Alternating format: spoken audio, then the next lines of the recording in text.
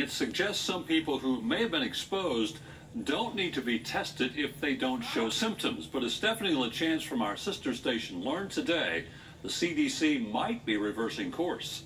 The richest nation on earth, it would be nice to get a measly test for a bug. Dr. Dean Hart is a microbiologist and a former Columbia University professor, and he thinks there should be no question about who should and shouldn't get a test. We've had a half a year now to try to get tests out. On Monday, the CDC changed their guidelines to say that if you are asymptomatic but have been exposed to COVID-19, you may not need a test. And that's a big chunk of these positive numbers. According to the CDC, in July, 40% of COVID-19 cases did not show symptoms.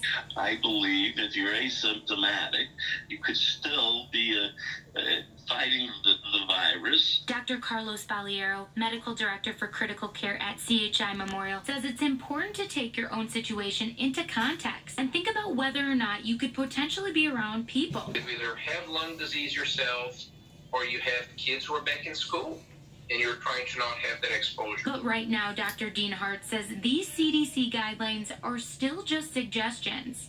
But just because you're not symptomatic and you were in a classroom with 12 kids that got coronavirus when they go back to school in a few days, it doesn't make sense to me that you shouldn't be tested even if you're asymptomatic. One doctor we spoke with says if you're planning to be around people, you need to wear your mask, wash your hands, and social distance. The Hamilton County Health Department still recommends anyone exposed should be tested.